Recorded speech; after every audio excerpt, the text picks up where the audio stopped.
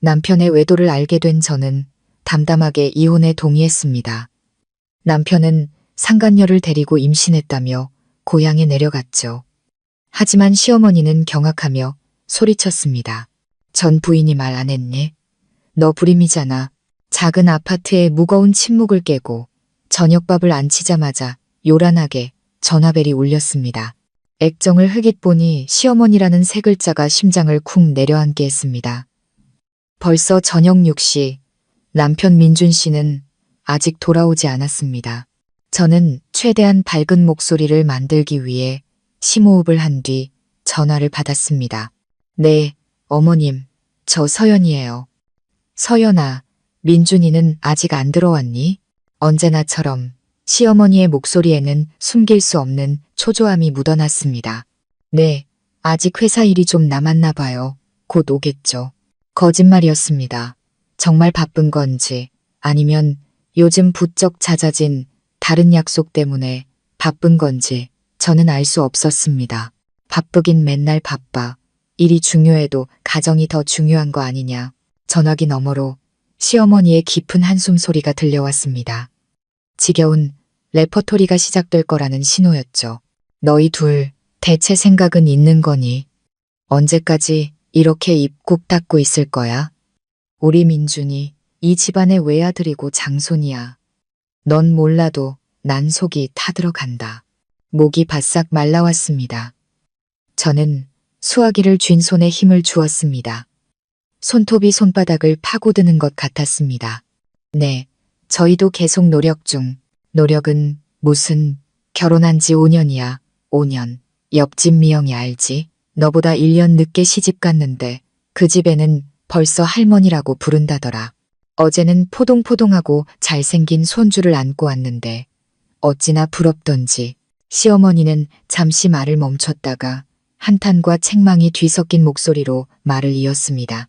혹시 너한테 정말 문제가 있는 거 아니니? 병원 가서 검사 제대로 다시 받아봤어? 용하다는 한의원이라도 찾아가 보든가. 여기서 안 되면 다른 데라도 가봐야지. 돈 아까워하지 말고. 네, 어머님. 알겠어요. 민준 씨 오면 다시 얘기해 볼게요. 민준 씨 왔네요. 제가 나중에 다시 전화드릴게요. 어머님. 저는 시어머니가 더 말을 보태기 전에 서둘러 전화를 끊었습니다. 더는 듣고 싶지 않았습니다. 이 이상 듣다간 진실을 소리쳐 버릴 것만 같았습니다. 벽에 등을 기댄 채 눈을 감았습니다. 집안의 정적이 수천 개의 바늘이 되어 저를 찌르는 듯 했습니다. 5년 동안 저는 이 말을 시어머니에게, 시댁 식구들에게, 그리고 이웃들의 동정 어린 시선 속에서 들어야 했습니다. 쯧쯧, 민준이만 불쌍하지. 젊고 능력 있는데 아기 못 낳는 여자 만나서. 서연 씨, 멀쩡하게 생겨서 왜 소식이 없을까? 평소 행실이 어땠길래 하늘이 자식을 안 주실까? 벽에 걸린 웨딩 사진을 보았습니다. 사진 속 민준 씨는 환하게 웃으며 자랑스럽게 제 허리를 감싸고 있었습니다. 우리 참 행복했었는데 그는 누구보다 다정했고 언제나 저를 모든 풍파로부터 지켜주던 남자였습니다. 하지만 대입기라는 보이지 않는 짐이 그 모든 것을 갉아먹고 있었습니다. 남편이 좋아하는 된장찌개와 제육볶음으로 저녁상을 차렸습니다. 7시, 8시 기다림 속에 저녁상은 차갑게 식어갔습니다. 익숙한 일이었습니다. 요즘 들어 그는 항상 늦었습니다. 밤 9시가 되어서야 현관문이 열렸습니다. 민준 씨는 지친 기색으로 들어와 넥타이를 풀고 소파에 가방을 던졌습니다. 왔어요? 저녁은 먹고 왔어. 그는 제 말을 잘랐습니다. 감정 한 점 없는 차가운 목소리였습니다. 가슴이 철렁했습니다. 애써 감정을 추스르는데 그가 짜증 섞인 목소리로 쏘아 붙였습니다. 엄마한테 또 전화 왔었지? 그 얘기 좀 그만하라고 해. 제발. 나 정말 피곤해. 그는 욕실로 직행해 문을 쾅 닫아버렸습니다. 잠시 후 아무도 손대지 않은 밥상을 치우고 있을 때 민준 씨가 나왔습니다. 샤워를 마친 그는 잠옷 차림으로 침실이 아닌 베란다로 가 담배에 불을 붙였습니다. 그의 등 뒤에 섰습니다. 넓은 등이었지만 어쩐지 너무나 멀게 느껴졌습니다. 다가가 안고 싶었습니다. 나도 너무 힘들다고, 우리 이제 그만 서로를 속이지 말자고 말하고 싶었습니다. 하지만 그럴 수 없었습니다. 그가 저를 스쳐 지나갈 때 낯선 향수 냄새가 코를 찔렀습니다. 제가 사준 고급 향수가 아니었습니다. 어리고 값싼 취향의 여자에게서 날 법한 달콤하고 역한 향이었습니다. 그날 밤 그는 저에게 등을 돌리고 누웠습니다. 넓은 침대였지만 우리 사이에는 거대한 바다가 놓인 듯 했습니다. 제가 애써 지키려 했던 이 작은 가정에 아이의 웃음소리뿐만 아니라 사랑마저 사라지고 있다는 것을 깨달았습니다. 어젯밤부터 시작된 가슴앓이는 아침까지 이어졌습니다. 민준 씨는 일찌감치 출근했습니다. 그는 우리 사이에 냉전이 흐를 때면 늘 집안의 숨막히는 공기를 피하려는 듯 서둘러 집을 나섰습니다. 저는 부질없는 생각들을 떨쳐내려 애쓰며 무기력하게 집안일을 했습니다. 옷장 문을 열어 얇은 이불을 넣다가 손끝에 작은 나무 상자가 걸렸습니다. 낡은 침대보 더미 아래 깊숙이 숨겨둔 것이었습니다. 심장이 덜컥 내려앉았습니다. 상자를 꺼내자 뽀얀 먼지가 앉아 있었습니다. 오랫동안 열어보지 않았다는 증거였습니다. 바닥에 주저앉아 떨리는 손으로 걸쇠를 풀었습니다. 상자 안에는 보석이나 사랑의 증표가 아닌 누렇게 변색된 A사 용지 한 장이 4등분으로 접혀 있었습니다. 그 얇은 종이 한 장에는 우리의 모든 것을 파괴할 수 있는 무거운 비밀이 담겨 있었습니다. 3년 전 날짜가 찍힌 서울의 한 대학병원 산부인과에서 발급된 진단서였습니다. 그날의 기억이 어제 일처럼 생생하게 떠올랐습니다. 결혼 2년이 지나도록 아이가 생기지 않자 우리는 함께 병원을 찾았습니다. 처음에는 완강히 거부하던 남편이었습니다. 나처럼 건강한 사람이 무슨 검사를 받아. 하지만 시어머니의 압박에 못 이겨 마지못해 따라 나섰습니다. 우리는 인자한 눈빛에 중년 여의사인 과장님 진료실에 앉아 있었습니다. 의사 선생님은 2개의 차트를 번갈아 본 뒤 저를 보며 말했습니다. 서연 씨는요, 검사 결과 아주 정상입니다. 자궁, 난소 모두 건강해서 임신하고 출산하는데 전혀 문제가 없어요. 안도의 한숨이 나왔습니다. 오랫동안 저를 짓누르던 돌덩이가 사라지는 기분이었습니다. 남편을 보며 미소 지으려던 순간 그의 굳은 표정과 그를 바라보는 의사의 조심스러운 눈빛에 제 미소는 얼어붙었습니다. 그런데 민준 씨는요? 의사는 잠시 말을 끊었습니다. 정확성을 위해 정액 검사를 3번 진행했습니다. 그런데 결과가 민준 씨는 2 손을 깍지 낀 채 바짝 상체를 숙였습니다. 제가 어떻습니까? 선생님, 결과지를 보시면 살아있는 정자 비율이 거의 0에 가깝습니다. 대부분이 기형 정자고요. 정말 안타깝지만 이 상태로는 자연 임신은 거의 불가능하다고 보셔야 합니다. 세상이 무너지는 듯 했습니다. 불가능이라고요? 저는 남편을 보았습니다. 그의 얼굴은 핏기 하나 없이 새하얘져 있었습니다. 그는 진단서를 뚫어져라 쳐다보며 어깨를 떨었습니다. 선생님, 뭔가 잘못된 거 아닙니까? 저는 아무 문제 없는데.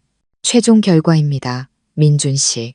요즘은 의학이 발달해서 시험관 시술 같은 방법도 있으니. 거짓말. 민준 씨가 소리치며 벌떡 일어나는 바람에 의자가 뒤로 나자빠졌습니다. 당신들 다 짜고 치는 거지. 내가 불임일 리가 없어. 절대로. 그는 저와 의사를 남겨둔 채 미친 듯이 진료실을 뛰쳐나갔습니다.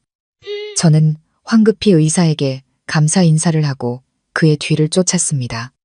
비상계단에서 그를 발견했습니다. 그는 계단에 주저앉아 머리를 쥐어뜯고 있었습니다. 자존심이 산산조각 난 남자의 처절하고 억울한 울음소리가 고요한 공간에 울려 퍼졌습니다. 그가 그렇게 상처받고 절망하는 모습은 처음이었습니다. 가슴이 칼로 베이는 듯 아팠습니다. 그의 곁에 앉아 팔로 그를 감싸 안았습니다. 그렇게 상처받고 그는 제 어깨에 얼굴을 묻고 어린아이처럼 울었습니다. 난 쓸모없는 놈이야. 서연아, 자식 하나 못 만드는 그런 놈이라고. 그는 흐느끼며 말했습니다. 엄마한테는 뭐라고 말해. 엄마가 알면 난 죽은 목숨이야.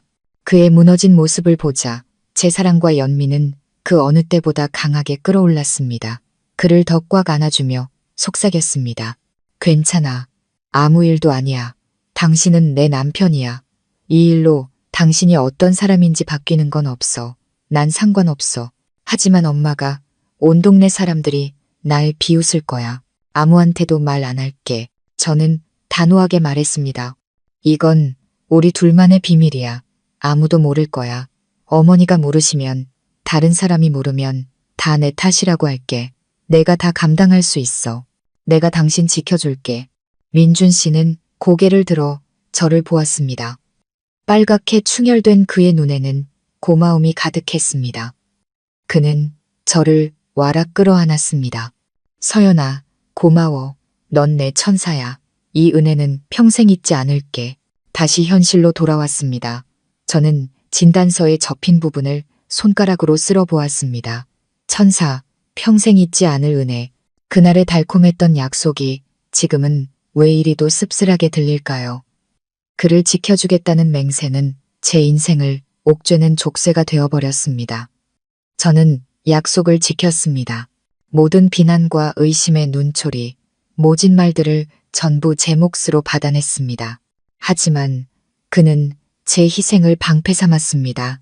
제가 고통받는 동안 세상 사람들 눈에는 건강한 남자인 그는 태연하게 살며 새로운 즐거움을 찾아 나섰습니다. 저는 진단서를 다시 접어 상자에 넣고 원래 있던 자리에 숨겼습니다. 그의 비밀을 숨기는 동시에 제 억울함도 함께 묻어버렸습니다. 제 사랑이 우리 둘을 지켜줄 만큼 크다고 생각했지만 착각이었습니다. 한번 상처 입은 남자의 자존심은 사라지지 않았습니다. 그저 비겁함과 이기심으로 변질될 뿐이었습니다. 그의 몸에서 낯선 향수 냄새를 맡은 그날 밤 이후 우리 사이에 보이지 않는 벽은 점점 더 높고 두꺼워졌습니다. 그는 더 이상 제게 짜증을 내지 않았습니다. 대신 침묵을 택했습니다. 수천 마디의 욕설보다 더 무서운 침묵이었습니다. 그는 그림자처럼 집에 돌아와 집에서 저녁을 먹는 날이면 허겁지겁 식사를 마치고 스마트폰이나 컴퓨터에 코를 박았습니다.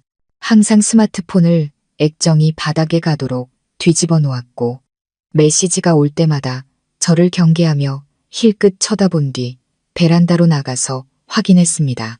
갑작스러운 저녁 회의와 예고 없던 주말 출장이 잦아졌습니다. 저는 바보가 아니었습니다. 이 모든 신호가 무엇을 의미하는지 알고 있었습니다. 제 명예까지 희생하며 지켜주었던 남편이 저를 배신하고 있었습니다. 더 끔찍한 것은 그가 제가 만들어준 핑계를 이용해 저를 괴롭히기 시작했다는 겁니다. 대놓고 말하지는 않았지만 그의 모든 행동이 그것을 암시했습니다. 주말에 절에라도 다녀오지 그래? 아기 좀 점지해달라고 빌어보든가. 그는 저녁 식사 중에 스마트폰에서 눈을 떼지 않은 채 무심하게 말했습니다. 저는 젓가락을 꽉 쥐었습니다. 우리 그 얘기는 끝난 거 아니었어요? 제 문제라 빌어도 소용없다고요. 그는 비웃음이 섞인 냉소를 흘렸습니다. 해보지도 않고 어떻게 알아? 가만히 앉아 있는다고 하늘에서 애가 뚝 떨어지나? 얼굴에 피가 쏠리는 게 느껴졌습니다. 민준 씨, 지금 그게 무슨 뜻이에요? 아무 뜻 없어. 그는 어깨를 으쓱했습니다. 그냥 나도 이제 지친다고. 난 외아들이잖아. 당신은 압박감 없을지 몰라도 난 아니라고. 가슴이 꽉 막히는 것 같았습니다. 감히 그런 말을 하다니. 제가 시어머니와 주변 사람들에게 매일 어떤 말을 듣고 사는지, 애 못 낳는 여자라고 손가락질 받는 게 얼마나 치욕적인지 알기나 할까요? 제가 그 모든 것을 대신 짊어졌기에 당신이 평범한 남자로 살 수 있었던 건데 이제 와서 저를 탓하다니. 그를 향한 사랑은 금이 간 것을 넘어 차갑게 식어가기 시작했습니다. 증오가 아닌 실망감, 그리고 제 자신에 대한 끝없는 연민으로 변해갔습니다. 저는 비겁하고 잔인하기까지 한 남자를 지키고 있었습니다. 사건은 어느 토요일 밤에 터졌습니다. 그는 중요한 파트너를 만나러 가야 한다며 거절할 수 없는 파티라고 했습니다. 작년 제 생일 선물로 사준 비싼 향수를 뿌리고 멋지게 차려입었습니다. 아주 오랫동안 맡아보지 못했던 향기였습니다. 저는 집에서 영화를 보려 했지만 도무지 집중할 수 없었습니다. 밤 12시, 1시가 되어도 그는 돌아오지 않았습니다. 전화를 걸었지만 받지 않았습니다.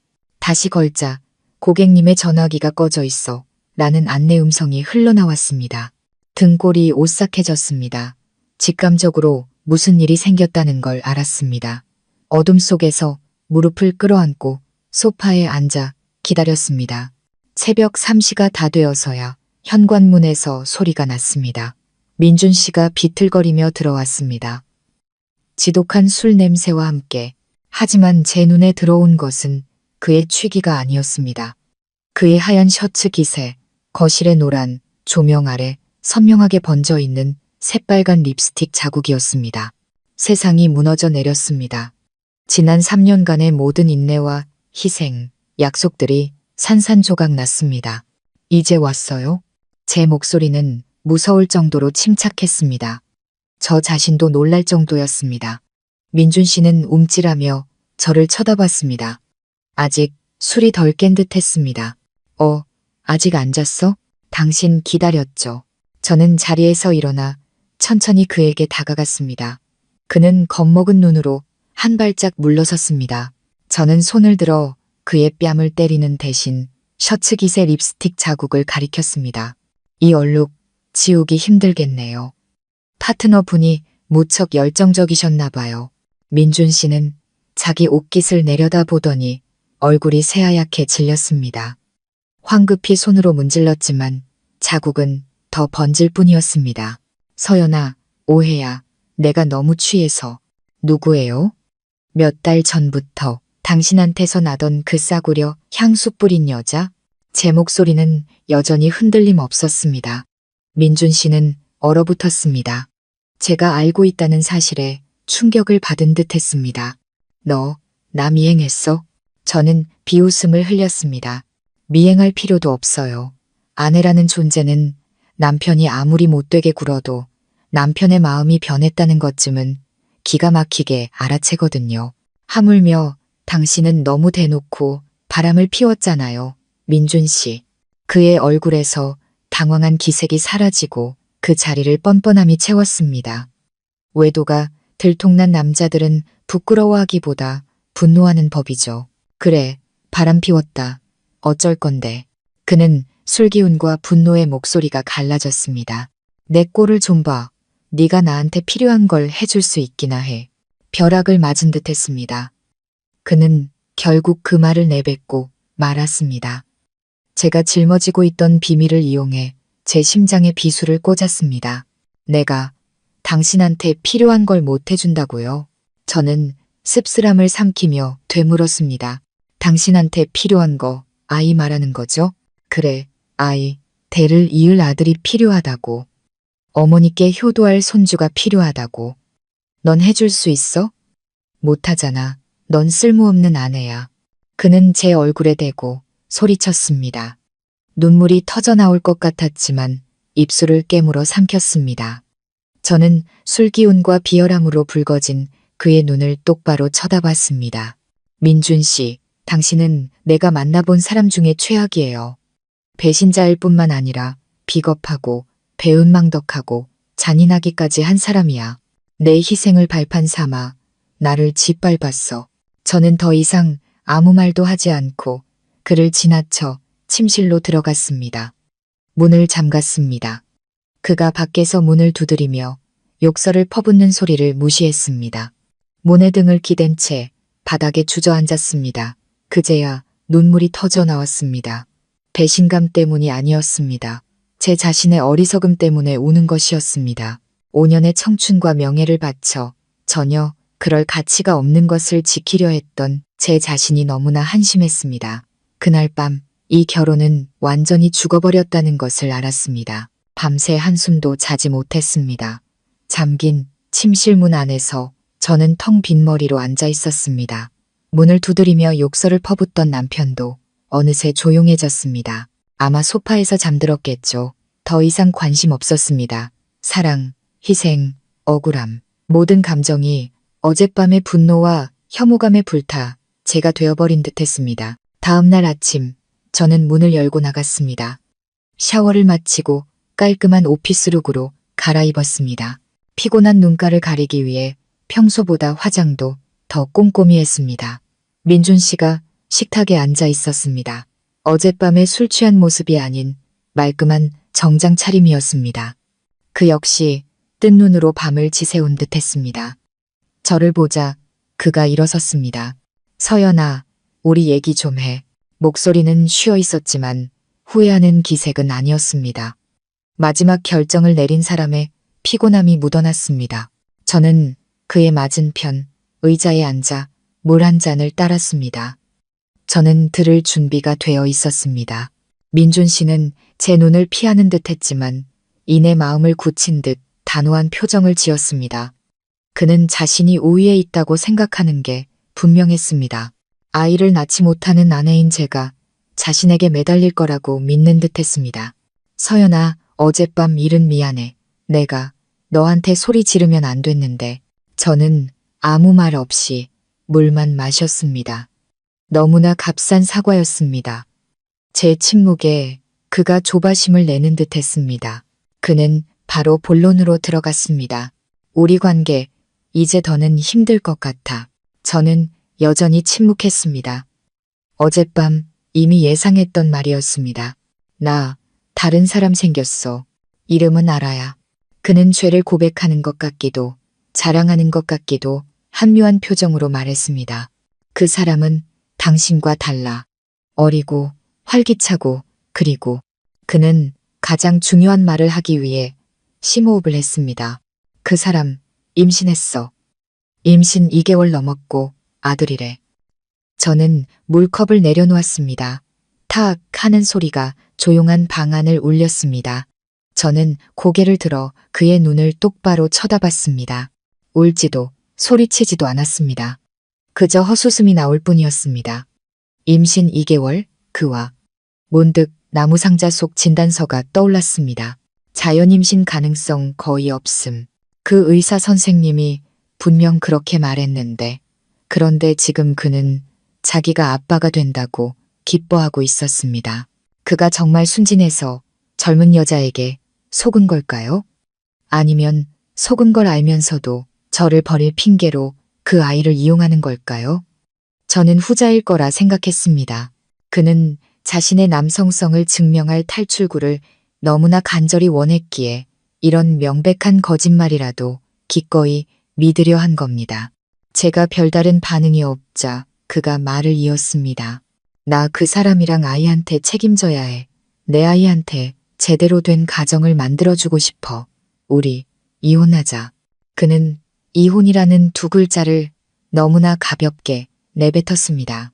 그는 제가 울고불고 매달리는 전쟁을 준비했을 겁니다. 부부간의 정이며 시어머니를 모신 공을 내세우며 애원할 거라고 생각했겠죠. 하지만 그는 틀렸습니다. 저는 민준 씨를 한때 내 세상의 전부였던 남자를 바라보았습니다. 그의 연약한 자존심을 지켜주기 위해 5년간 애 못 낳는 여자라는 오명을 뒤집었었던 저였습니다. 그런데 이제 그는 출처도 불분명한 아이를 핑계로 이혼을 요구하고 있었습니다. 그의 뻔뻔함이 제 안에 남아있던 마지막 미련마저 죽여버렸습니다. 그래요. 이혼 동의할게요. 제 목소리는 또렷하고 평온했습니다. 저의 평온함은 그의 뺨을 때리는 것보다 미친 듯이 분노하는 것보다 더 그를 놀라게 한 듯 했습니다. 민준 씨는 얼어붙었습니다. 너 지금 뭐라고 했어? 이혼에 동의한다고요. 그 여자와 아이에게 책임지고 싶다니 그렇게 해줄게요. 서류는 당신이 준비하든 아니면 내가 빨리 준비해서 줄 테니 도장 찍어요. 그의 얼굴에 나타났던 놀라움은 곧 모욕감으로 바뀌었습니다.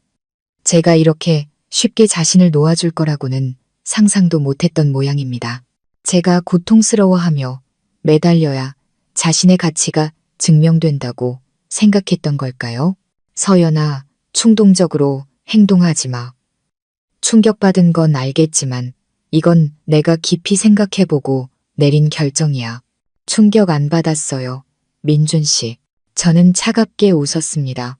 깊이 생각해야 할 사람은 당신 같은데요. 이젠 당신 사정이지만 나도 지쳤어요. 지난 5년 당신 때문에 이 가정을 위해 당신 체면 때문에 살았어요. 이제 정말 지긋지긋해요. 오늘 당신이 나한테 탈출구를 열어줬으니 오히려 내가 고마워해야 할 판이네요. 저는 자리에서 일어났습니다. 재산은 이 아파트는 결혼할 때 같이 마련한 거니 팔아서 반씩 나누고 차는 각자 타던 거 가지죠. 위자료는 한 푼도 필요 없어요. 오늘 당장 짐 싸서 나갈게요. 민준 씨가 벌떡 일어섰습니다. 너 꼭 이 순간만 기다린 사람처럼 말하네. 너 갈 데나 있어? 그건 당신이 신경 쓸 일이 아니에요. 내가 신경 쓰는 건 우리가 언제 법원에서 만날 수 있냐는 것뿐이에요. 저의 침착함과 단호함은 그가 머릿속에 그려놓은 시나리오를 박살냈습니다. 그는 자유를 베푸는 사람, 오위에 선 사람이고 싶었겠지만 저의 동의 한마디는 그를 버림받은 사람으로 만들어버렸습니다. 좋아, 아주 잘났어. 궁지에 몰린 비겁함이 분노로 변해 그가 으르렁거렸습니다. 나 없이 어떻게 사나 한번 보자. 네가 뭔데 나한테 이래. 더 이상 듣고 싶지 않았습니다. 저는 그를 스쳐 침실로 들어갔습니다. 침대 밑에서 가장 큰 캐리어를 꺼냈습니다. 제 옷과 개인 소지품만 챙겼습니다. 우리의 추억이 담긴 물건, 웨딩 사진, 모든 것을 남겨두었습니다. 지난 5년의 지옥을 떠올리게 하는 것은 아무것도 가져가고 싶지 않았습니다. 캐리어를 끌고 거실로 나왔을 때 민준 씨는 여전히 그 자리에 못 박힌 듯 서 있었습니다. 그의 눈에는 분노와 당혹감, 그리고 어쩌면 희미한 두려움까지 뒤섞여 있었습니다. 서류 준비되면 연락해요.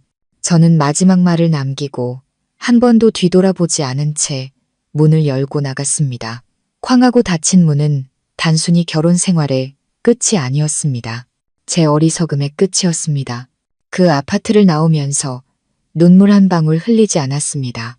택시를 잡아 유일한 짐인 캐리어를 싣고 기사님께 말했습니다. 가까운 호텔로 가주세요. 호텔에서 이틀을 머물며 집을 구했습니다.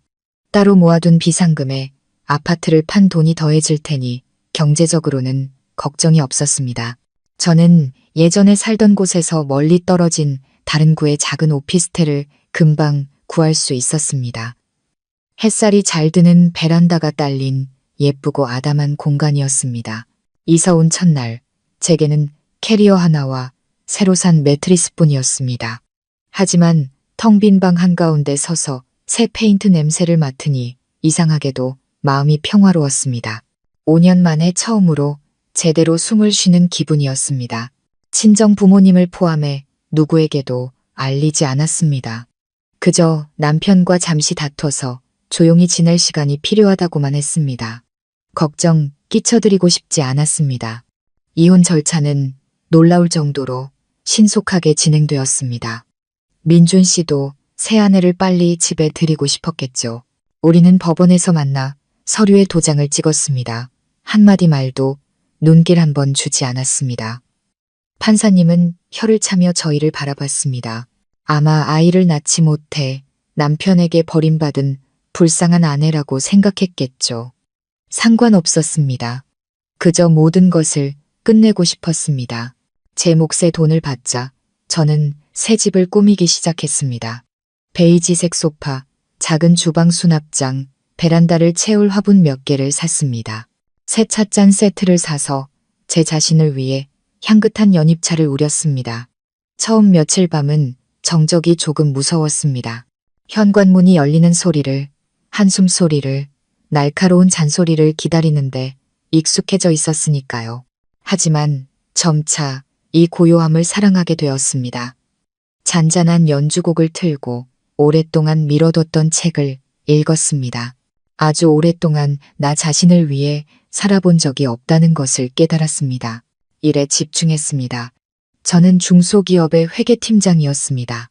예전에는 저녁 식사를 준비하기 위해 항상 칼퇴근을 했지만 이제는 야근을 하거나 외부 프로젝트를 추가로 맡을 수도 있었습니다. 동료들은 제 변화에 놀랐습니다. 저는 더 과감해지고 더 밝아졌습니다. 어느 주말 오후 저는 저 자신에게 스파를 선물했습니다. 그리고는 미용실에 들렀습니다. 이 머리로 잘라주세요. 저는 카리스마 넘치는 쇼컷 모델의 사진을 가리켰습니다. 미용사가 가위를 들어 오랫동안 길러온 머리카락을 잘라낼 때 천근만근의 짐을 내려놓는 기분이었습니다. 거울 속에는 새로운 사람, 새로운 헤어스타일, 그리고 오랫동안 잃어버렸던 미소를 되찾은 제가 있었습니다. 요가를 시작하고 수백 번이나 약속을 미뤘던 옛 친구들과 저녁을 먹었습니다. 민준 씨도 시어머니도 아이에 대한 압박도 없는 제 삶은 정말이지 너무나 가벼웠습니다. 34세 나이에 다시 시작했지만 지금보다 더 행복했던 적은 없었습니다. 월말 결산 보고서를 검토하고 있는데 전화가 울렸습니다. 고향에 사는 이모였습니다. 시댁과 같은 동네에 사셔서 가끔 안부 전화를 드리곤 했습니다. 여보세요, 이모. 어머, 서연아, 너 정말 민준이랑 이혼했니? 왜 그렇게 바보같이 굴어? 이모한테 말 한마디 없이. 저는 가볍게 웃었습니다. 네, 이모. 다 정리됐어요. 무슨 일 있으세요? 무슨 일이냐니. 하늘이 무너질 일이지. 이모는 누가 들을 새라 목소리를 낮췄습니다. 어제 민준이가 웬 여자를 데리고 와서 동네가 떠들썩하게 잔치를 열었어. 온 동네 사람들한테 새 부인이라고 소개하는데 아주 가관이더라. 심장이 쿵 내려앉았습니다. 아파서가 아니라 불길한 예감 때문이었습니다. 그 여자 임신했더라. 배가 이렇게 불러가지고 딱 봐도 5개월은 넘어 보였어. 민준이는 좋다고 입이 귀에 걸려서 이제 대를 이을 아들이 생긴다고 온 동네 자랑하고 다니더라니까. 눈을 감았습니다. 벌써 상간녀를 고향에 데리고 내려갔구나. 정말 빠르네. 근데 너 그거 아니? 박 여사, 내 시어머니 말이야. 그분이 뭐라고 하고 다니는지 알아? 이모는 저 대신 분노해 주었습니다. 사람들 붙잡고 우리 서연이가 애를 못 낳는 돌밭이라 우리 아들이 밖에서 씨를 받아올 수밖에 없었다고 떠들고 다니더라. 우리 집안이 조상님 덕을 봐서 귀한 아들을 얻었다고 말이야. 세상에, 얘야, 넌 너무 착해 빠졌어. 몇 년을 그 집에서 살면서 친딸처럼 시어머니 모셨는데 저렇게 뒤통수를 치는데 가만히 있을 거야? 다 사실대로 말해버려. 됐어요, 이모. 저는 이모의 말을 잘랐습니다. 다 지난 일이에요. 이제 그 사람이랑 저 아무 상관없는 사이잖아요. 뭐라고 하든 내버려 두세요. 그게 말이 되는 소리니 저렇게 배은망덕한 모자가 어디 있어. 그 여자애도 보니까 보통 내기는 아니더라.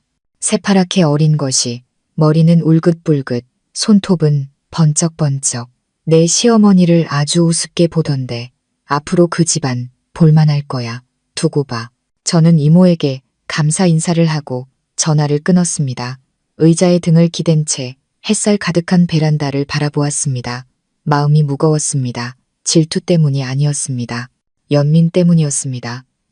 저는 민준 씨가 불쌍했습니다.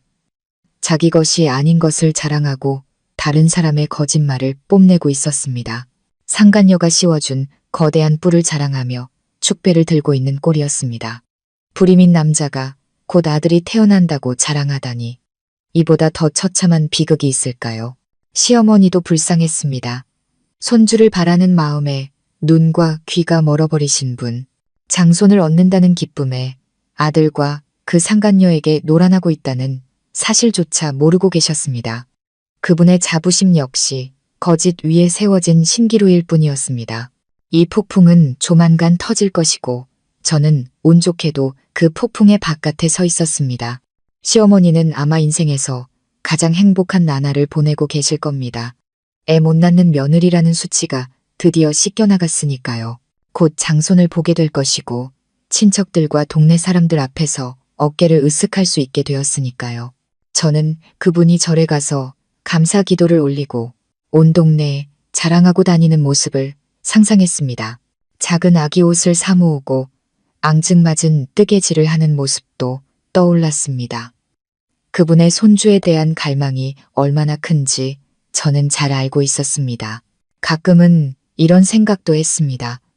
만약 그날 제가 비밀을 털어놓았다면 모든 것이 달라졌을까? 하지만 이내 고개를 저었습니다. 사람들은 믿고 싶은 것만 믿기 마련입니다. 시어머니와는 제가 집을 나온 이후로 아무런 연락도 하지 않았습니다. 전화번호도 지웠습니다. 그 집안과 관련된 어떤 것도 제 새로운 삶을 방해하게 하고 싶지 않았습니다. 그런데 요가를 막 끝낸 어느 늦은 저녁, 모르는 번호로 전화가 걸려왔습니다. 평소 같으면 받지 않았겠지만 왠지 받아야 할 것 같은 예감이 들었습니다. 여보세요. 수화기 너머는 몇 초간 조용했습니다. 이내 익숙한 한숨 소리가 들려왔습니다. 지난 5년간 지겹도록 들었던 그 한숨 소리. 서연이, 나다, 내 시어머니. 저는 얼어붙었습니다. 시어머니였습니다. 목소리가 예전과 달랐습니다. 늘 날카롭고 초조함이 묻어났던 목소리가 아니었습니다. 피곤하고 무언가 망설이는 듯한 기색이었습니다. 어머님이세요? 무슨 일 있으세요? 저는 습관처럼 어머님이라고 불렀습니다. 어머님은 그냥 내 안부가 궁금해서 전화했다. 요즘 잘 지내니? 이 질문은 저를 놀라게 했습니다. 시어머니가 제게 잘 지내냐고 묻다니 세상에서 가장 이상한 일이었습니다. 네, 전 그냥 잘 지내요. 걱정해 주셔서 감사해요. 어머님이랑 민준 씨는 잘 지내시죠? 저는 일부러 물었습니다. 또다시 한숨 소리가 들렸습니다. 난 늙어서 잘 지낼게. 뭐 있니? 민준이는 맨날 바쁘다고 하고 어머니는 기쁜 소식에 대해서는 한마디도 하지 않았습니다. 곧 태어날 손주 자랑도 이모에게 들었던 것처럼 저를 비난하지도 않았습니다. 그저 제 안부를 묻고 한탄을 늘어놓을 뿐이었습니다. 그 아라라는 애 말이다. 어머니가 갑자기 불쑥 지친 목소리로 말했습니다. 너무 철이 없어. 입덧한다고 하루 종일 누워만 있고 밥 한 번 할 줄을 몰라. 이 늙은이가 다 해다 바쳐야 한다니까. 그러면서 민준이한테는 이것 사달라, 저것 사달라, 서울에서 파는 비싼 것만 졸라대. 내가 한마디 하면 눈을 동그랗게 뜨고 대들고 아, 그래서였군요. 손주를 볼 기쁨은 서서히 빛을 잃고 냉혹한 현실이 그 자리를 차지하기 시작한 겁니다. 시어머니는 저처럼 묵묵하고 부지런하며 밥이며 국이며 깎듯이 대령하는 며느리에게 익숙해져 있었습니다. 이제 임신이라는 무기를 쥔 젊은 여자를 상대하려니 감당이 안 되셨던 거겠죠. 서울 가서 살고 싶다고 민준이를 들들 볶더라. 시골은 더럽고 불편해서 못 살겠대. 아주 속이 터져. 버리자니 내 손주가 맘에 걸리고 데리고 있잔. 이 속 터져 죽겠고. 내 새끼 배놈이라 참는 거지. 그 성질머리는 정말. 저는 조용히 듣고만 있었습니다. 무슨 말을 해야 할까요? 위로라도 해드려야 할까요? 아니면 어머님 그거 보세요. 다 인과응보예요. 라고 해야 할까요? 저는 둘 다 알 수 없었습니다. 어머님, 저는 부드럽게 말했습니다.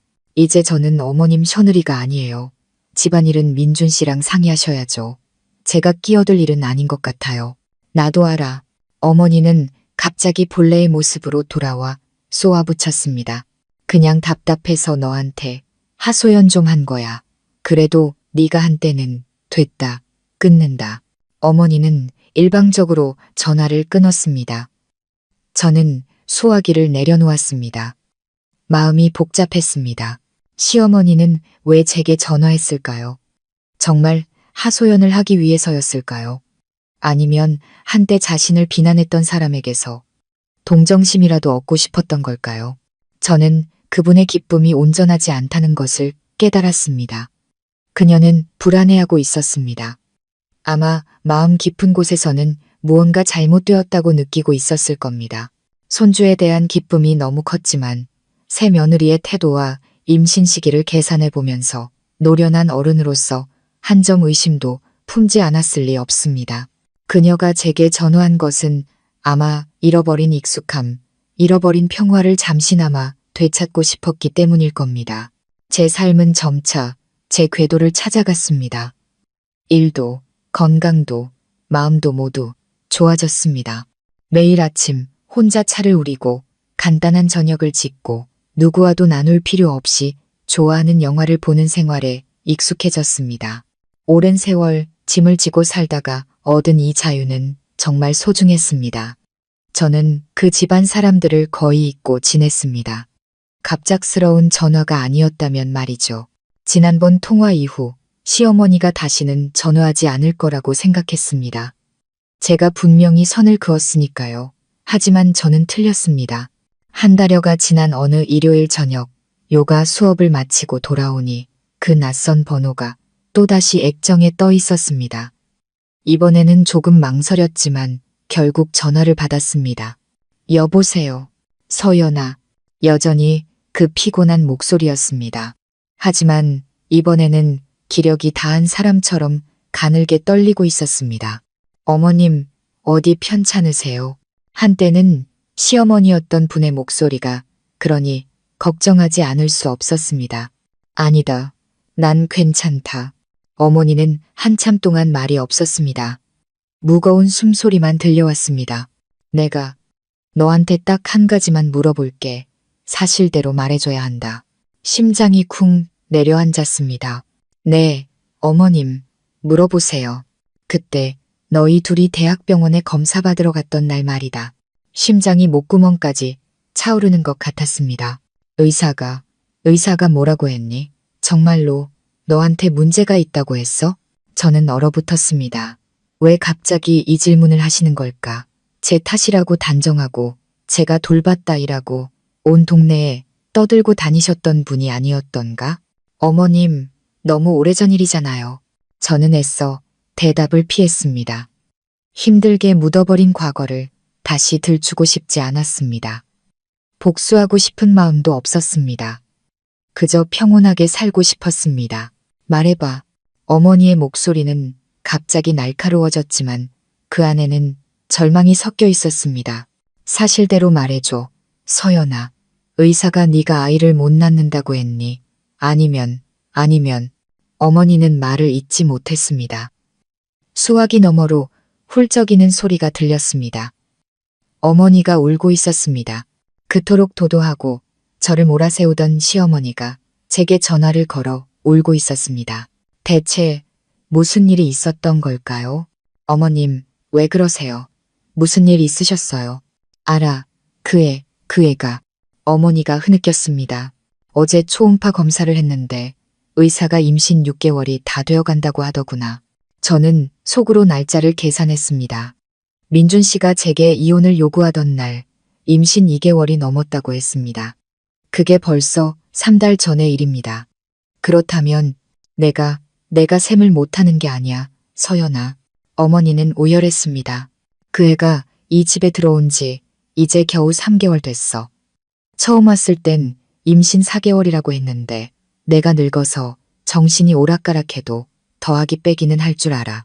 어떻게 이럴 수가 있니? 민준이한테 물었더니 의사가 잘못 계산한 거라고 버럭 화만 내더라. 하지만 그의 배를 보면 알아. 내가 알아. 저는 침묵했습니다. 결국 주머니 속에 송곳이 튀어나오고야만 것입니다. 시어머니 같은 어른이 손주에 대한 열망에 눈이 멀었을 뿐 바보는 아니었습니다. 그녀는 이 불합리함을 깨닫기 시작한 겁니다. 사실대로 말해줘. 서연아. 어머니가 애원했습니다. 그때 민준이한테 무슨 문제가 있었던 거지. 그렇지. 저는 깊은 숨을 내쉬었습니다. 말해야 할까? 말하면 속이 시원해질까? 하지만 그 후에는 저는 다시 그 지긋지긋한 진흙탕 속으로 끌려 들어가게 될 겁니다. 어머님, 저는 단호하지만 존중을 담아 말했습니다. 죄송하지만 저는 말씀드릴 수 없어요. 그건 저와 민준 씨 사이의 일이었어요. 이제 저희는 이혼했고 제가 그 사람에 대해 왈가왈부할 권리는 없다고 생각해요. 서연아, 너. 어머니는 제 거절에 화가 난 듯했지만 이내 목소리가 수그러들었습니다. 넌 여전히 착하구나. 내가 너한테 그렇게 못되게 굴었는데도 착한 게 아니에요. 어머님, 그냥 조용히 살고 싶을 뿐이에요. 저는 말을 잘랐습니다. 어머님 아들이니 민준 씨한테 직접 물어보세요. 아니면 새 며느리인 아라 씨한테 물어보시든가요. 저는 이제 남일 뿐이에요. 건강 잘 챙기세요. 전화 끊겠습니다. 저는 어머니의 대답을 기다리지 않고 전화를 끊었습니다. 벽에 기댔습니다. 심장이 미친 듯이 뛰었습니다. 운명의 수레바퀴는 돌기 시작했습니다. 제가 예감했던 폭풍이 이제 곧 몰아칠 겁니다. 이번에 시어머니가 제게 전화한 것은 하소연이 아니라 진실을 찾기 위해서였습니다. 그녀가 의심하기 시작한 그 진실을 말입니다. 그 후에 일어난 일들은 제가 전혀 알지 못했습니다. 모든 것이 지나간 한참 뒤 어느 늦은 오후 시어머니는 후회로 깊어진 늙은 눈으로 제 손을 잡고 모든 것을 바꿔놓은 그 운명의 날에 대해 이야기해 주셨습니다. 그날 저와 통화한 후 시어머니는 넋이 나간 사람 같았다고 합니다. 마음속 의심은 걷잡을 수 없이 커져만 갔습니다. 벌레가 심장을 파먹는 듯한 기분이었습니다. 늘 자랑스러워했던 아들이 자신을 속였을 리 없다고 믿고 싶었지만 명백한 숫자와 시간의 흐름은 거짓말을 하지 않았습니다. 민준 씨와 상간녀는 아라 씨의 요구대로 서울로 올라가 살았습니다. 비싼 오피스텔을 얻어 민준 씨가 모든 생활비를 대주었습니다. 시어머니는 텅 빈 시골집에 홀로 남아 분노와 걱정, 서러움에 시달렸습니다. 그러던 어느 날 어머니는 저희 부부가 쓰던 방을 정리하기로 마음먹었습니다. 제가 떠난 후로 그 방은 늘 잠겨 있었습니다. 민준 씨가 누구도 들어가지 못하게 했고 어머니 역시 들어가고 싶지 않았습니다. 불완전한 며느리에 대한 불쾌한 기억만 떠오르게 하는 공간이었으니까요. 하지만 그날은 의심이 그녀를 그 방으로 이끌었습니다. 예비 열쇠로 방문을 열자 모든 것이 제가 떠나던 날 그대로였습니다. 가구 위에는 얇은 먼지만 쌓여 있었고 어딘가 제 향기가 희미하게 남아있는 듯 했습니다. 어머니는 방을 둘러보며 제가 쓰던 화장대, 결혼할 때 직접 사주셨던 침대를 보며 이상하게도 가슴이 아려왔다고 합니다. 청소를 시작한 어머니는 민준 씨의 낡은 옷들을 정리하다가 제가 중요 물품을 보관하던 옷장 맨 위 칸을 열었습니다. 거기에는 제가 미처 가져가지 못한 옷 몇 벌이 있었습니다. 한숨을 쉬며 옷을 개키려는데 손끝에 딱딱한 것이 만져졌습니다. 제가 아끼던 작은 나무 상자였습니다. 그 순간 이상하게 심장이 쿵쾅거렸다고 합니다. 왜인지 모를 직감에 이끌려 상자를 열었습니다. 떨리는 손으로 걸쇠를 풀자 안에는 값비싼 물건 대신 제 처녀 시절 사진 몇 장, 작은 기념품들, 그리고 누렇게 바랜 A사 용지 한 장이 들어 있었습니다. 어머니는 그 종이를 집어들었습니다. 대학병원 산부인과라는 글자가 눈에 들어왔습니다. 돋보기를 꺼내 쓴 어머니는 떨리는 손으로 종이를 펼쳤습니다. 진단서였습니다. 한 글자 한 글자 더듬더듬 읽어 내려갔습니다. 제 이름 이서연, 만 34세. 그리고 검사 결과 자궁, 난소 기능 모두 정상. 임신 능력 양호. 어머니의 손이 떨리기 시작했습니다. 이어서 남편의 결과를 읽었습니다. 김민준, 만 35세. 정액 검사 결과. 어머니는 마지막 줄을 3번이나 읽고 또 읽었다고 했습니다. 눈을 비비고 다시 보아도 활동성 정자 비율 거의 없음. 결론, 불임. 자연 임신 불가능. 이라는 글자는 변하지 않았습니다. 어머니는 그 마지막 글자를 읽는 순간 손에 들고 있던 종이가 바닥으로 떨어지고 귀가 멍해지며 세상이 빙글빙글 도는 것 같았다고 했습니다. 비틀거리며 겨우 침대 모서리를 붙잡았습니다. 아닐 거야. 뭔가 잘못된 거야. 어머니는 떨어진 종이를 주워 다시 읽었습니다. 이번에는 한 글자 한 글자가 비수가 되어 심장에 박혔습니다. 아들의 이름, 의사의 서명, 병원의 붉은 직인. 모든 것이 명백했습니다. 진실은 얼음물처럼 그녀의 얼굴에 쏟아졌습니다. 늘 자랑스러워했던 아들, 끔찍이도 편들었던 그 아들이 바로 아이를 가질 수 없는 사람이었습니다. 그런데 지난 5년 동안 자신은 대체 무슨 짓을 한 걸까? 며느리를 닥달하고 돌밭디라 부르며 손가락질하고 온 동네에 애 못 낳는 년이라고 소문내고 다녔습니다. 아들에게 며느리를 버리고 밖에서 씨를 받아오라고 등 떠밀기까지 했습니다.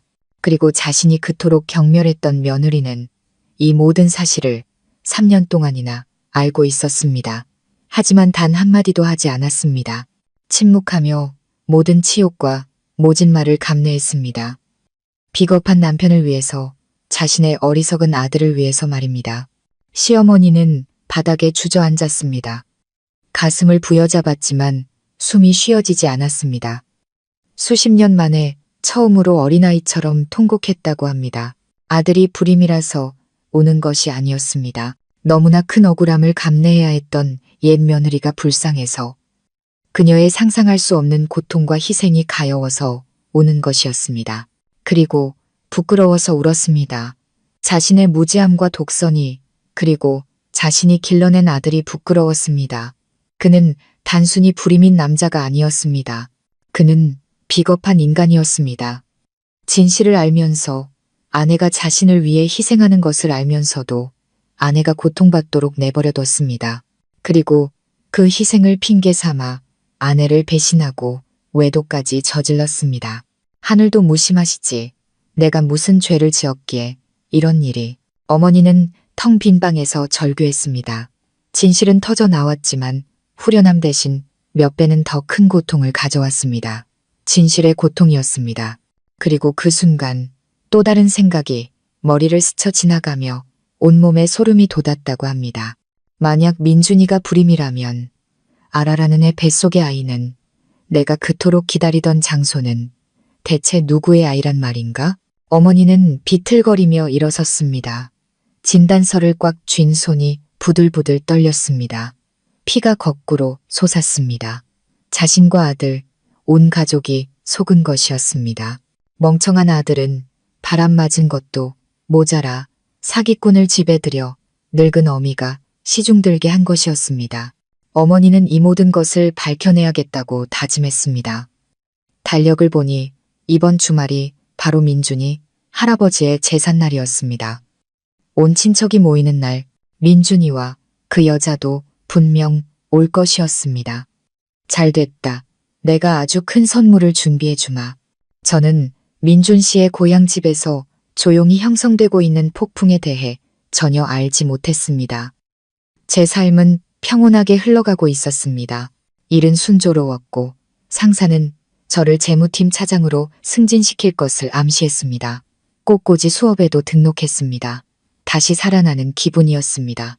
운명의 그 일요일, 저는 첫 작품으로 국화꽃을 꽂고 있는데 전화벨이 요란하게 울렸습니다. 이모였습니다. 이 시간에 전화하시는 일은 드물었기에 정말 심각한 일이 생겼다는 것을 직감했습니다. 이모, 저예요. 서연아, 서연아. 수화기 너머의 목소리는 평소처럼 낭낭하지 않았습니다. 극도의 흥분과 당혹감이 섞여 있었습니다. 집에 불 났어. 아주 큰 불이 났다고. 네, 이모, 진정하시고. 무슨 불이요? 다친 사람은 없고요. 저는 깜짝 놀라 벌떡 일어섰습니다. 진짜 불이 아니라 민준이네 집 말이야. 세상에, 네가 여기 와서 이 꼴을 봤어야 했는데 난 평생 이런 구경은 처음이야. 저는 숨을 죽였습니다. 무슨 일이에요? 이모, 자세히 말씀해 주세요. 오늘이 민준이 할아버지 제삿날이었거든. 이모의 목소리는 여전히 흥분에 떨리고 있었습니다. 친척들이 다 모였지. 민준이랑 그 아라라는 애도 왔어. 배가 남산만 해가지고는 아주 거만하게 앉아있더라. 민준이는 좋다고 온 동네 자랑하고 다니고 심지어 오늘은 격경사라면서 할아버지 제삿날이자 온 친척들 앞에서 자기가 아빠가 된다고 공식적으로 발표하는 날이라고 떠들더라니까 눈을 감았습니다. 제가 상상했던 시나리오가 그대로 펼쳐지고 있었습니다. 걔가 집 한가운데 서서 쩌렁쩌렁 소리치더라. 조상님들께서 보호하사 전처가 이렇고 저렇고 했지만 하늘이 저에게 귀한 아들을 점지해 주셨다고 말이야. 근데 그 말이 끝나자마자 누가 나타났는지 알아? 박 여사. 내 시어머니. 저는 직감했습니다. 세상에 서연아, 그분이 완전히 다른 사람이 된 것 같았어. 얼굴은 얼음장처럼 차갑고 손에는 서류 뭉치를 들고 있더라. 집 한가운데로 걸어 나와서 민준이 앞에 딱 서는데 집안이 찬물을 끼얹은 듯 조용해졌어. 그분이 민준이 얼굴을 똑바로 쳐다보면서 아주 또렷한 목소리로 말했어. 민준아, 방금 내 전처가 이렇고 저렇고 서연이가 애를 못 낳는다고 했니? 심장이 미친 듯이 뛰었습니다. 민준이가 얼어붙어서 더듬거리더라. 어머니, 왜 갑자기? 근데 박 여사가 말을 딱 자르고 서류를 들어보였어. 오늘 조상님들과 온 친척들 앞에서 누가 진짜 애를 못 낳는 건지 똑똑히 밝혀주마. 세상에, 저도 모르게 소리쳤습니다. 아주 크게 소리치셨어. 이모 목소리가 갈라졌습니다. 이건 대학병원 진단서다. 내 아들 김민주는 불임이다. 아이를 가질 수 없다고. 지난 5년 동안 내 맏며느리 이서연은 이 비겁한 남편 놈을 지켜주기 위해 혼자서 이 모든 억울한 누명을 뒤집어쓰고 살았다. 라고 말이야. 저는 의자에 주저앉았습니다. 그녀가 시어머니가 모든 것을 밝히셨군요. 이모, 그 다음은요. 저는 수화기를 꽉 쥐었습니다. 목소리가 떨렸습니다. 넌 상상도 못할 거야. 집안이 완전히 발칵 뒤집혔어. 다들 웅성거리면서 자기 귀를 의심하더라. 민준이는 얼굴이 새하얘져서 박 여사 손에 있는 서류를 뺏으려고 달려들었어. 어머니, 무슨 그런 말도 안 되는 소리를 하세요. 이리 주세요. 하지만 내 시어머니 엄청 빠르시더라. 민준이 손을 탁 쳐내더니 못 믿겠냐. 그럼 이혼 친척들 앞에서 똑똑히 읽어주마. 불임, 자연 임신 불가능. 똑똑히 들었냐, 이놈아? 라고 소리치셨어. 그 순간 민준 씨는 미친 사람처럼 변했다고 합니다. 그는 믿을 수 없다는 듯 어느새 구석에 숨어 얼굴이 하얗게 질려있던 아라 씨에게 달려갔습니다. 그는 그녀의 팔을 붙잡고 절규했습니다. 말해, 사람들 앞에서 똑똑히 말하라고.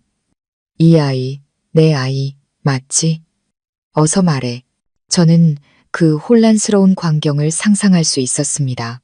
진실이 벗겨진 남자가 마지막 남은 거짓말에 필사적으로 매달리는 모습. 아라라는 애가 사시나무 떨듯 떨더라. 이모가 목소리를 낮췄습니다. 걔가 저는 하고 말을 못 딛는데 민준이가 목이 부러져라 흔들면서 내 아이 맞냐고 하고 소리쳤어. 더는 부인할 수 없다는 걸 알았는지 걔가 갑자기 엉엉 울면서 바닥에 무릎을 꿇더라. 오빠, 잘못했어요. 의사 선생님, 잘못했어요. 제가 죽을 죄를 지었어요. 아기는 오빠 아이가 아니에요. 라고 말이야. 저는 숨을 내쉬었습니다. 모든 것이 끝났습니다. 그때 어땠는지 알아? 이모의 목소리가 다시 높아졌습니다. 민준이가 그 자리에 못 박힌 듯 서 있다가 아라 손을 탁 놓고는 진단서를 한 번 보고 아라벨을 한 번 보더니 갑자기 미친 사람처럼 웃기 시작했어. 하하하, 내 아이가 아니라고. 하하하, 내 아이가 아니래. 그러더니 그대로 바닥에 쓰러져서 기절해버렸어. 집안이 난리가 났지. 누구는 의사를 부르고 누구는 민준이한테 달려들고 박 여사는 쓰러진 아들을 그냥 서서 내려다보는데 울지는 않으시더라. 얼굴에 고통만 가득했어. 그 아라라는 여자는요. 걔 고모들한테 둘러싸여서 이 사기꾼년 어디서 굴러먹던 애를 배워서 우리 집안을 속여 하고 욕을 바가지로 먹었지. 무서웠는지 허둥지둥 일어나서 대문 밖으로 도망가 버렸어. 그 큰 배를 하고 뛰어가는데 쯧쯧 불쌍하긴 한데 다 자기가 자초한 일이지. 민준 씨는요? 깨어나긴 했는데 넋이 나갔어. 말도 안 하고 그냥 머리만 감싸쥐고 있더라. 박 여사는 사람들 시켜서 제사상 다 치우고 제사를 취소한다고 선언했어. 오늘 우리 집에 큰일이 생겼으니 다들 돌아가시라고 말이야. 친척들은 쑥덕거리면서 다 돌아갔지. 아주 망신도 그런 망신이 없어. 전화를 끊었습니다. 손발에 힘이 쭉 빠졌습니다. 통쾌하지도 기쁘지도 않았습니다. 그저 지독한 피로감만 몰려왔습니다. 결국 진실은 밝혀졌지만 그 대가는 너무나 컸습니다. 방금 꽂은 국화꽃을 보았습니다. 아름다웠지만 제 마음은 왜 이리 무거울까요? 이모와의 통화 후 저는 오랫동안 멍하니 앉아 있었습니다. 꽃다만 국화꽃에 노란 빛깔이 왠지 모르게 서글퍼 보였습니다. 저는 통쾌하지 않았습니다. 승리자의 기쁨 같은 건 조금도 없었습니다. 지독한 피로감과 함께 그 사람들에 대한 기묘한 연민이 느껴졌습니다. 그들은 스스로 비극을 만들었고 스스로 엮은 거짓의 그물에 걸려 파멸했습니다. 저는 그곳에 없었지만 이모의 떨리는 목소리를 통해 모든 것이 눈앞에 그려지는 듯 했습니다. 기절했다 깨어난 민준 씨는 푹신한 침대가 아닌 차가운 대청마루 위에 누워 있었을 겁니다. 손님들은 모두 돌아가고 엉망이 된 제사상과 어지러운 식기들 그리고 침묵만이 남았겠죠. 수천 마디의 욕설보다 더 무서운 침묵. 시어머니는 의자에 꼿꼿이 앉아 허공을 응시하고 있었을 겁니다. 더는 울지 않았습니다. 고통은 깊은 실망감과 무서운 침묵으로 변해 있었습니다. 아들을 쳐다보지도 않은 채 그가 엄마 하고 쉬어버린 목소리로 불렀을 때 그녀는 돌아보지 않고 말했을 겁니다. 깼냐? 깼으면 네가 저지른 이 난장판이나 치워라. 알아. 그 사람은요. 엄마? 그는 분명 그렇게 물었을 겁니다. 그의 남성성을 증명해주던 마지막 구명줄이었으니까요. 도망갔다. 이미 사라졌어. 뭘 더 찾으려고. 너를 속인 그년을 찾냐? 아니면 내 씨도 아닌 그 뱃속의 애를 찾냐? 시어머니의 얼음장 같은 한마디 한마디는 망치가 되어 그의 가슴을 내리쳤을 겁니다. 그는 모든 것을 잃었습니다. 아들에 대한 헛된 자부심도 대를 잇는다는 거만함도 친척들 앞에서 지키려 했던 남자의 명예도 그를 위해 희생했던 아내도 그리고 늘 그의 편이었던 어머니마저도 이제는 그를 낯선 사람처럼 쳐다보고 있었습니다. 이것이 바로 벌이었습니다. 매질도 욕설도 아닌 진실 그 자체. 진실은 그를 발가벗겨 비겁하고 어리석으며 외로운 존재로 남겨두었습니다. 자식을 갖고 싶다는, 자신을 증명하고 싶다는, 남을 짓밟고 싶다는 욕망이 결국 그 자신을 불태워버린 것입니다. 아라라는 그 여자는 어디로 갔을까요? 아마 또 다른 어수룩한 남자를 찾아 헤매겠죠. 하지만 그 무거운 배를 하고 공포에 질려 도망쳐야 했던 그녀의 삶 역시 순탄치는 않을 겁니다. 욕심이 그들을 이끌었고 이제 그들은 자신의 욕심에 대한 대가를 치러야 했습니다. 저는 한숨을 쉬며 일어나 남은 국화꽃을 화병에 꽂았습니다. 화병을 식탁 한가운데에 놓았습니다. 제 삶도 이 화병처럼 다시 가지런히 정리해야 했습니다. 과거는 과거에 남겨두고 저의 평화는 오래가지 못했습니다. 그 끔찍했던 제삿날 이틀 후부터 제 전화가 울리기 시작했습니다. 모르는 번호였습니다. 근무 중이라 받지 않았습니다.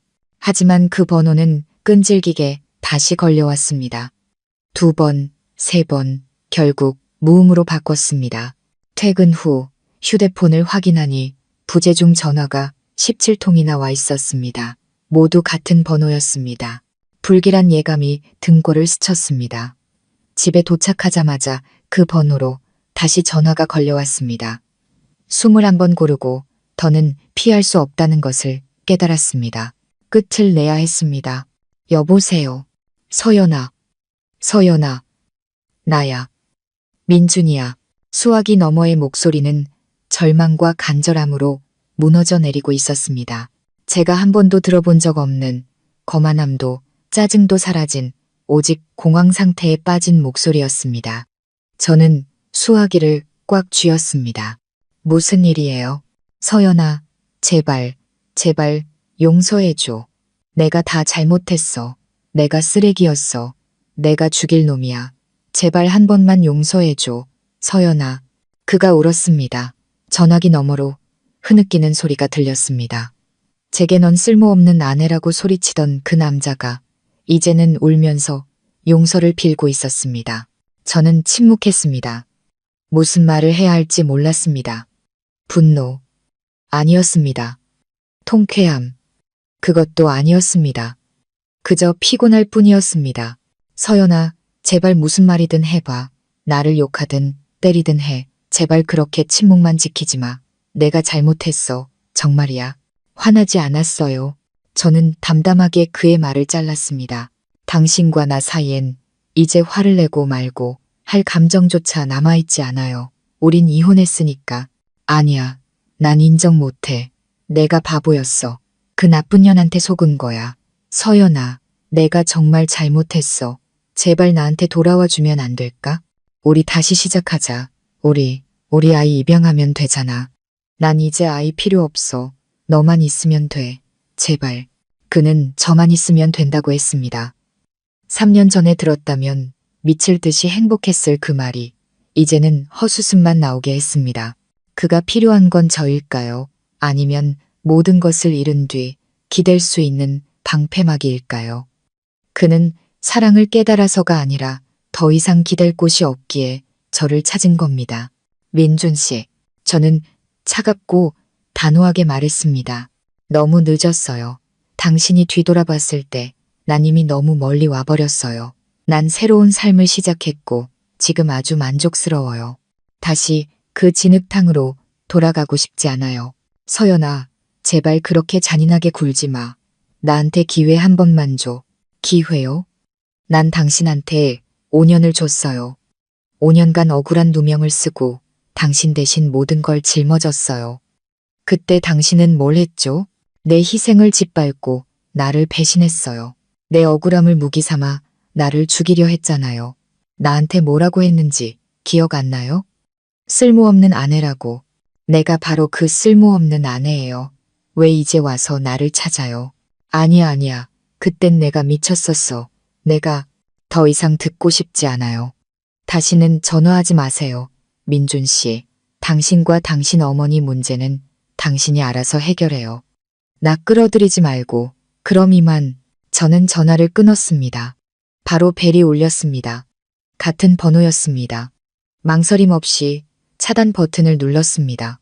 그러자 이번엔 진동이 울렸습니다. 다른 번호로 온 문자 메시지였습니다.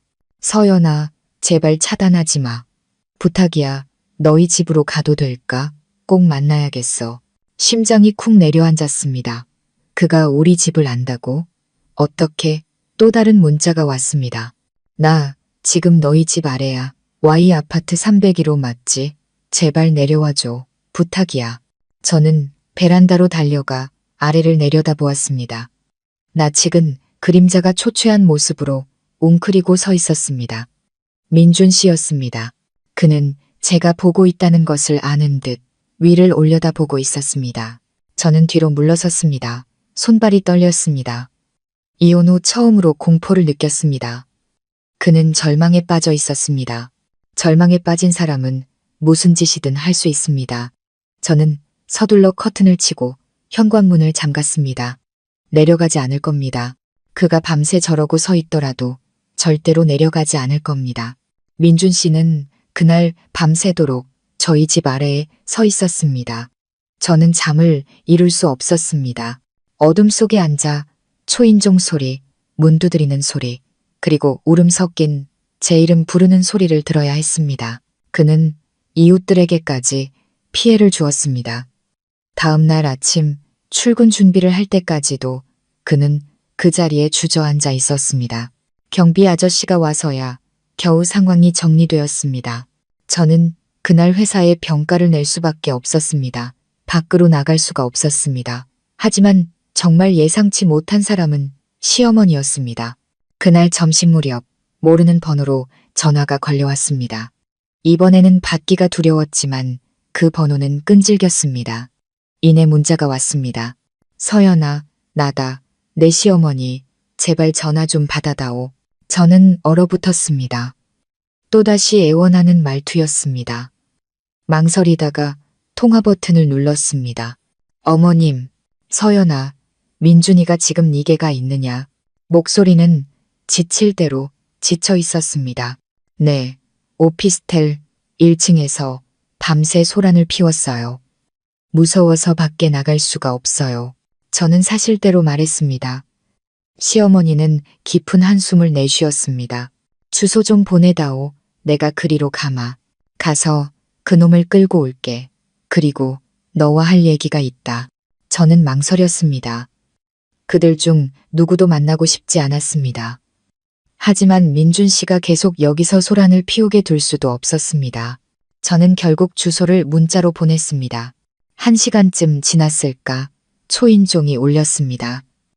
이번에는 미친 듯이 문을 두드리는 소리가 아니었습니다. 현관문 렌즈로 밖을 보니 시어머니가 혼자 서 있었습니다. 민준 씨는 보이지 않았습니다. 아마 1층에 붙잡아 두신 모양이었습니다. 저는 문을 열었습니다. 제 앞에 서 있는 사람은 제가 알던 시어머니가 아니었습니다. 더 이상 오만하고 날카로운 모습은 찾아볼 수 없었습니다. 10년은 늙어 보였습니다. 머리는 희끗희끗해졌고 눈은 퀭하게 들어가 있었습니다. 낡은 옷차림에 천 가방을 들고 있었습니다. 저를 보자마자 그녀는 아무 말 없이 제 앞에 무릎을 꿇었습니다. 어머님, 지금 뭐 하시는 거예요? 저는 경악하며 그녀를 부축하려 했습니다. 하지만 그녀는 제 손을 뿌리치며 고개를 저었습니다. 눈물이 뺨을 타고 흘러내렸습니다. 서연아, 나 일으키지 마라. 그냥 이대로 무릎 꿇게 해다오. 내가 너한테 잘못했다. 내가 너한테 용서를 빈다. 그녀는 문틀을 잡고 오열했습니다. 나는 못된 시험이었다. 무지했고 아무것도 몰랐어. 5년 동안 너를 그렇게 괴롭히고 못된 말만 골라서 하고 내가 정말 미안하다. 저는 할 말을 잃었습니다. 이런 광경은 상상조차 해본 적이 없었습니다. 시어머니가 제 앞에 무릎 꿇고 용서를 빌다니. 어머님, 우선 일어나세요. 집으로 들어오세요. 이웃들이 보겠어요. 저는 필사적으로 그녀를 일으키려 했습니다. 그럴 면목이 없다. 그녀는 계속 울었습니다. 내가 너더러 민준이한테 돌아오라고 비는 게 아니다. 그놈은 너한테 그럴 자격이 없어. 나는 그저 내가 너한테 저지른 잘못을 용서받고 싶을 뿐이다. 내가 정말 잘못했다. 서연아. 내가 정말 미쇼했다. 저는 말로 표현할 수 없는 연민을 느꼈습니다. 더 이상 그녀가 밉지 않았습니다. 늙고 고통스러워하는 그녀가 제 앞에 엎드려 있는 모습을 보니 그저 안쓰러울 뿐이었습니다. 어머님, 전 괜찮다고 말씀드렸잖아요. 저는 온 힘을 다해 그녀를 일으켜 세웠습니다. 우선 들어오세요. 여기 앉으세요. 저는 그녀를 소파로 부축했습니다.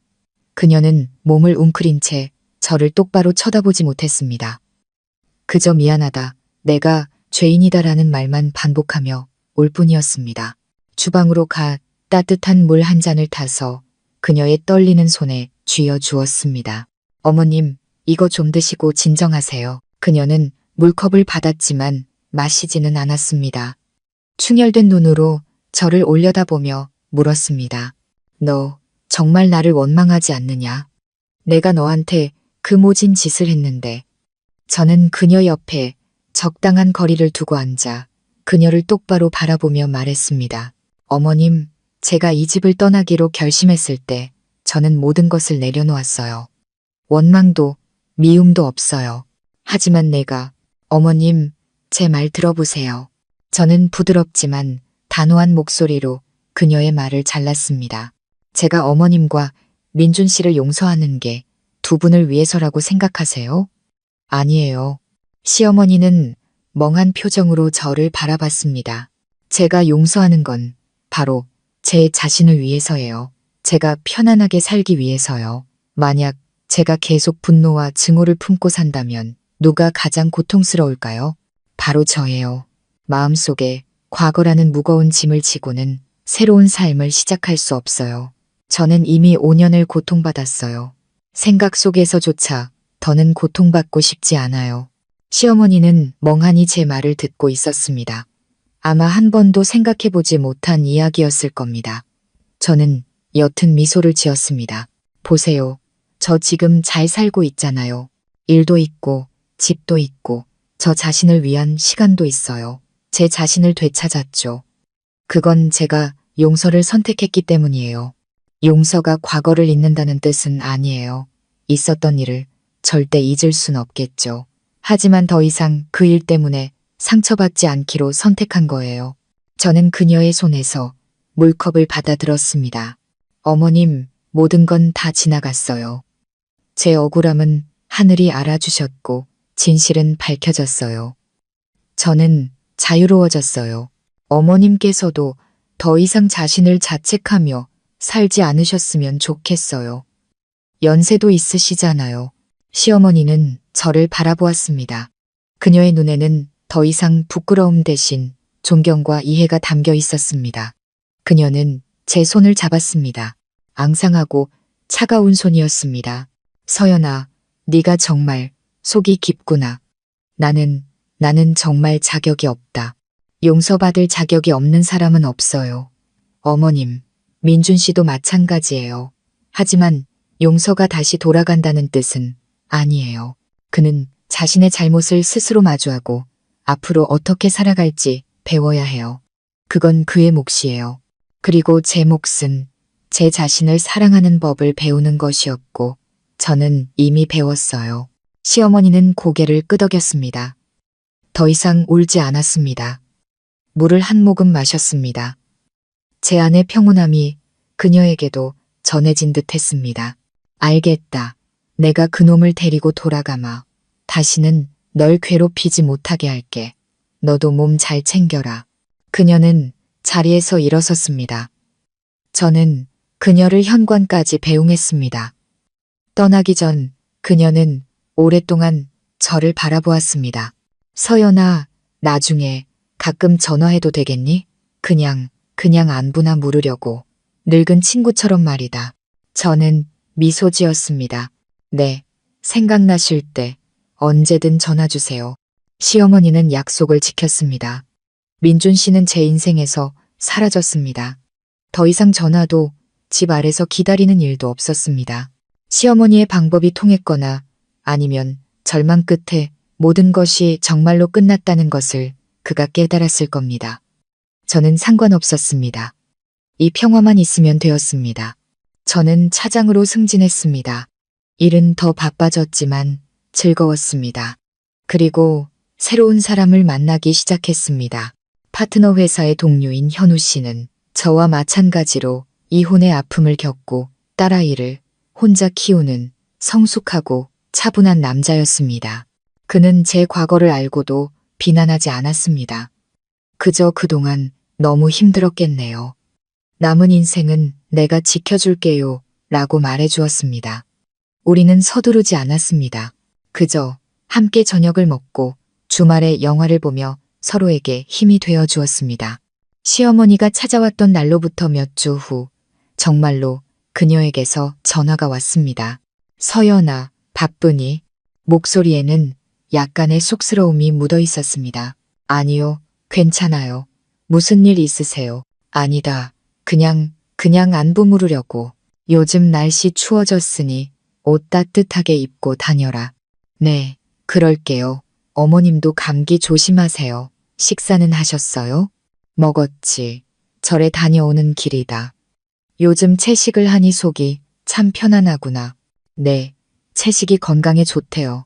대화는 그렇게 소소하게 흘러갔습니다. 민준 씨 이야기도 과거 이야기도 없었습니다. 그저 두 여자의 평범한 안부 인사였습니다. 한 달 후 저는 시댁 근처로 출장을 가게 되었습니다. 잠시 망설이다가 그녀에게 전화했습니다. 어머님, 저 이번 주말에 그 근처로 가게 됐는데 잠시 들러서 얼굴 뵈어도 될까요? 수화기 너머로 잠시 침묵이 흐르더니 떨리는 목소리가 들려왔습니다. 그럼 당연히 와야지. 어서 오너라. 내가 기다리고 있을게. 제가 찾아간 집은 예전과 같았지만 어딘가 쓸쓸한 기운은 덜했습니다. 시어머니는 문 앞에서 저를 맞으며 진심으로 환하게 웃어주셨습니다. 어서 들어오너라. 연자죽 수어놨으니 먹고 가거라. 어머니는 제 연애사에 대해 묻지 않았고 저도 민준 씨에 대해 묻지 않았습니다. 그저 그녀가 요즘 절에 다니며 봉사활동을 한다는 이야기를 들었습니다. 좋은 일을 많이 해서 마음의 평화를 얻고 싶다고 했습니다. 민준이는 그녀가 갑자기 말을 꺼냈습니다. 아랫동네 공단에 취직해서 기숙사에서 지낸다. 주말에나 한 번 집에 오는데 말수가 많이 줄었어. 그래도 꼬박꼬박 일하고 번 돈은 나한테 맡기더라. 아마 자기도 반성하고 있겠지. 저는 고개를 끄덕였습니다. 네, 누구에게나 시간은 필요한 법이니까요. 저는 그곳에서 한나절을 보냈습니다. 함께 채식으로 차린 밥을 먹었습니다. 그녀는 제게 반찬을 집어주었고 저도 그녀에게 반찬을 집어주었습니다. 더 이상 시어머니와 며느리가 아닌 그녀의 말처럼 늙은 친구와 젊은 친구 같았습니다. 우리는 함께 폭풍을 지나왔고 이제는 잔잔하지만 단단한 새로운 인연 속에서 평화를 찾았습니다. 시어머니와 저의 새로운 관계는 정말 특별해졌습니다. 시어머니와 며느리도 친구도 아닌 폭풍이 지나간 뒤 이해와 용서로 쌓아올린 새로운 형태의 가족이었습니다. 가끔 어머니는 전화해서 요즘 밥은 잘 챙겨 먹니? 일이 많아도 건강은 챙겨라 같은 안부를 물으셨습니다. 모든 일이 터진 지 반년쯤 지났을 때 저는 다시 그 근처로 출장을 가게 되어 어머니를 찾아뵈었습니다. 이번에 갔을 땐 어머니가 툇마루에 앉아 장손을 위한 뜨개질 대신 목도리를 뜨고 계셨습니다. 집안 분위기는 한결 가벼워져 있었습니다. 어머님, 제가 부르자 어머니는 고개를 들고 슬픔의 그늘이 옅어진 얼굴로 환하게 웃으셨습니다. 왔구나. 어서 들어오너라. 저는 어머니가 좋아하시는 고급 연잎차와 과자 한 상자를 사들고 갔습니다. 우리는 툇마루에 앉아 차를 마시며 저는 제 일과 새로 키우기 시작한 장미 화분에 대해 이야기했습니다. 어머니는 제 눈에서 궁금함을 읽으셨는지 제가 묻지도 않았는데 먼저 민준 씨 이야기를 꺼내셨습니다. 민준이 그놈 말이다. 한숨을 쉬셨지만 절망이 아닌 체념이 섞인 한숨이었습니다. 공단에서 일한 지도 몇 달 됐구나. 묵묵히 일만 한단다. 사람이 달라졌어. 저는 조용히 다음 말을 기다렸습니다. 지난달 아범 제사 때 집에 왔는데 더 이상 술 마시고 허풍 떨지도 않더라. 제사가 끝나니 조용히 설거지를 돕더구나. 그날 밤 여기서 나랑 같이 앉아 있는데 그러더라. 어머니는 잠시 말을 멈추고 텅 빈 마당을 바라보았습니다. 엄마, 내가 정말 잘못했어요. 서연이한테뿐만 아니라 엄마한테도 불효했어요. 못난 남편이었고 못난 아들이었어요. 엄마 얼굴에 먹칠하고 나를 진심으로 사랑해준 유일한 여자를 짓밟았어요. 그러면서 울더라. 어머니는 병원에서 돌아온 그날 이후로 처음 민준 씨가 우는 것을 보았다고 했습니다. 체면 때문에 자존심이 상해서 우는 것이 아니라 진심으로 후회하며 우는 눈물이었습니다. 이 통장을 나한테 주더구나. 공장 월급 쥐꼬리만 한데 아끼고 아껴서 모은 돈이라면서 서연이가 용서해 주길 바라지도 않고 엄마한테 용서받을 자격도 없는 거 알아요. 그냥 엄마 더는 고생 안 시키고 싶어서 다시 시작하고 싶어요. 남은 인생 엄마한테 속죄하며 살게요. 라고 말하더구나. 어머니는 복잡한 눈빛으로 저를 바라보셨습니다. 그놈이 정말 속죄할 수 있을지는 모르겠다. 그 대가가 너무 컸지. 아내도 명예도 믿음도 다 잃었으니. 하지만 사람이 되는 법을 다시 배우고 있는 것 같아. 책임감이 뭔지, 후회가 뭔지 이제야 알아가는 거겠지. 그놈이 평생 안고 가야 할 숙제다. 저는 그 말을 듣고 마음이 가벼워졌습니다. 민준 씨가 잘 되어서가 아니었습니다. 지긋지긋했던 원망과 자책, 억울함의 고리가 드디어 완전히 닫혔다는 것을 알았기 때문입니다. 그도 이제 저와는 상관없는 자신만의 길을 걷기 시작한 겁니다. 저는 고개를 끄덕이며 어머니의 앙상한 손 위에 제 손을 얹었습니다. 네. 누구나 자기 잘못에 대한 대가는 치러야죠. 그가 그 교훈을 얻었다는 건 그 자신과 어머님 모두에게 좋은 일이에요. 시어머니는 눈시울을 붉히며 고개를 끄덕였습니다. 더는 아무 말도 하지 않으셨지만 그분 마음속에 거대한 짐도 내려놓아졌다는 것을 알 수 있었습니다. 그녀는 맹목적인 어머니가 아닌 진실을 직시한 한 사람으로서 아들을 용서한 것입니다.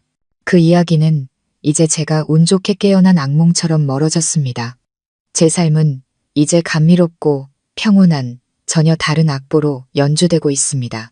저는 여전히 햇살 가득한 베란다가 있는 작은 오피스텔에 살고 있지만 이제 베란다는 몇 개의 화분이 아닌 형형색색의 작은 장미 정원이 되었습니다.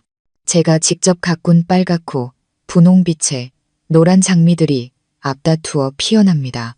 어느 일요일 아침 저는 장미에 물을 주고 있었습니다. 부드러운 아침 햇살이 어깨를 스쳐 지나갔습니다.